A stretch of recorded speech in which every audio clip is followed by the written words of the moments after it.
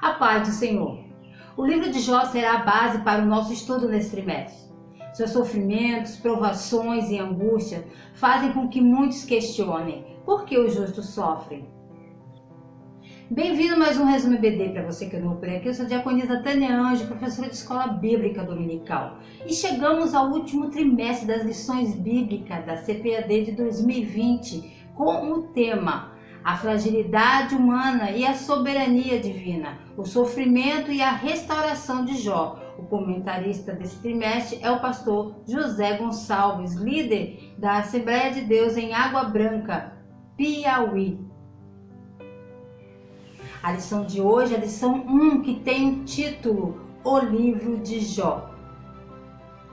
O texto áureo diz assim: Eis que temos por bem-aventurados os que sofreram. Ouvistes qual foi a paciência de Jó, e vistes o fim que o Senhor lhe deu, porque o Senhor é muito misericordioso e piedoso. Tiago, capítulo 5, versículo 11. A verdade prática diz assim: o livro de Jó não é apenas uma preciosidade da literatura universal, mas sobretudo uma poderosa resposta de Deus para as grandes questões da vida. A leitura bíblica em classe se encontra em 2 Timóteo, capítulo 3, versículo 16, Ezequiel, capítulo 14, versículo 14, 19 e 20, e Tiago, capítulo 5, versículo 11. Pegue papel e caneta e anote as referências que estarão aparecendo aqui na tela do seu vídeo. E já vou pedir para você curtir, comentar, se inscrever no canal, ok? Então vamos lá.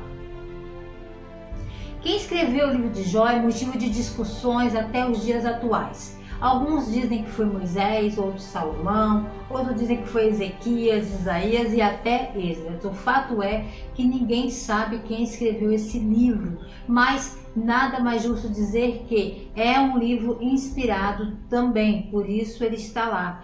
E independente de qualquer coisa, o livro de Jó talvez seja o mais antigo de todos os livros da Bíblia. Foi passado de geração em geração de forma oral. Os pais contavam aos seus filhos e era de forma oral que aprendiam a essa história até ele chegar o tempo de ser escrito. Possivelmente ele tenha sido escrito antes do Pentateuco, antes dos 5 primeiros livros da Bíblia escritos por Moisés. Mas a história vem da época dos patriarcas.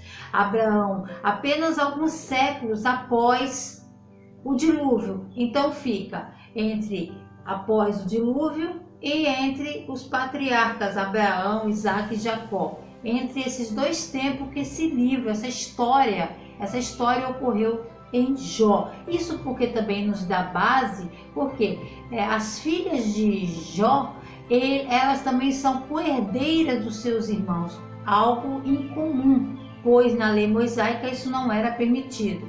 A história de Jó se passa em uma época anterior à existência da nação israelita. O fato é que Jó é um personagem historicamente real, não é um mito, não é uma historinha, é um homem que realmente existiu.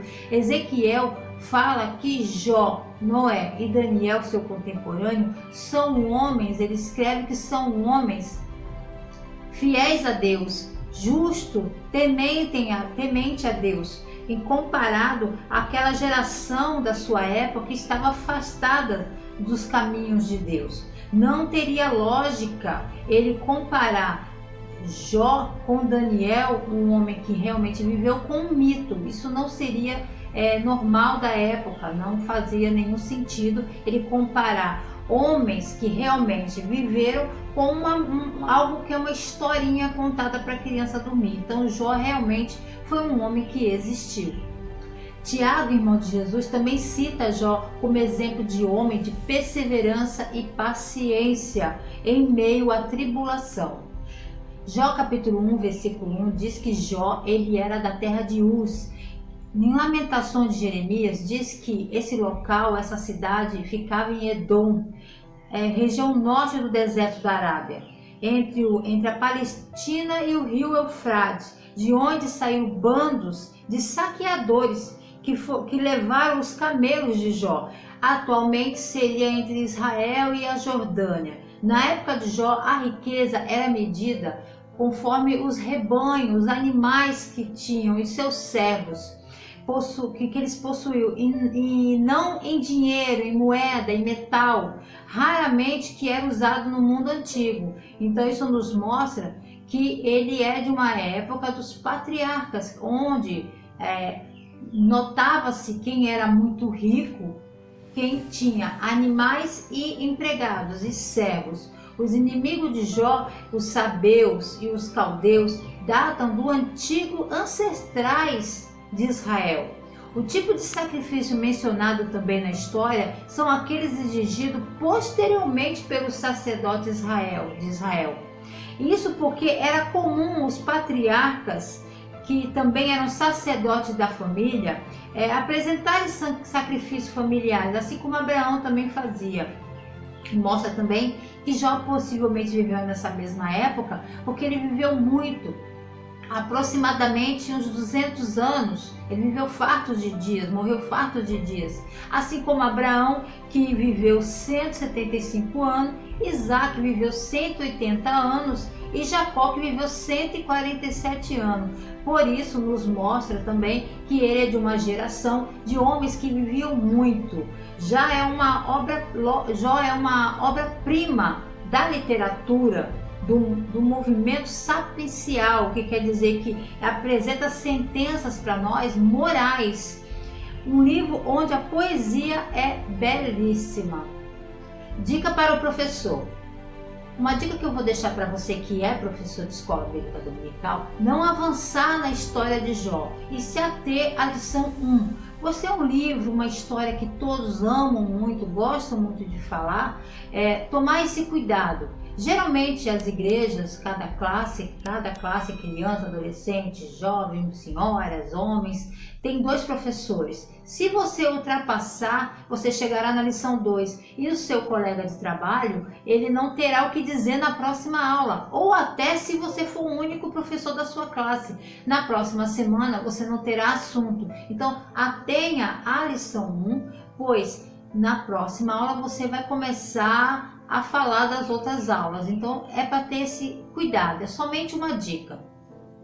O livro de Jó é escrito em prosa e poesia. Ele é considerado um livro poético, juntamente com Salmos, Provérbios, Eclesiastes, Cantares e Lamentações. E os eruditos também o classificam como um livro de sabedoria, assim como o livro de Provérbios e Eclesiastes, por causa da estrutura, do diálogo entre Jó e seus amigos, através de ideias e opiniões, e também que o livro trata de questões práticas pertinentes à existência humana, como fatalismo, materialismo, sofrimento, espiritualidade, moralidade e etc. Por ser um livro poético, ele contém um monólogo. O que é um monólogo? Monólogo é quando uma pessoa está falando sozinha, falando com ele mesmo. Existem peças de teatro e que só existe um ator em cena e ali ele está falando sozinho com ele mesmo. Então é um monólogo.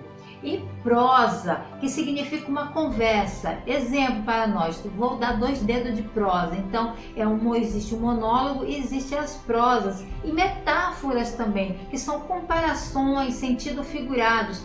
Jó, ele faz comparação das brevidades da vida, que a vida é curta, que a vida é passageira, e ele cita isso no vai e vem do tecelão, que fazia o vai e vem do tecelão. Ele cita também o vento, cita a nuvem. Então existe também metáforas, sentidos figurados também no texto. O autor colocou em nossa revista que existe o recurso estilístico de paralelismo, onde elementos literários repetem-se na mesma ordem, ou seja, existe um recurso de estilo semelhante literário que se repetem, e é isso que o autor está querendo dizer para nós.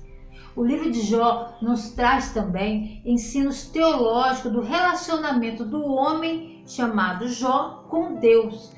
A história fala de sofrimento, sim, e muitos na pregações e ensino focam muito no sofrimento.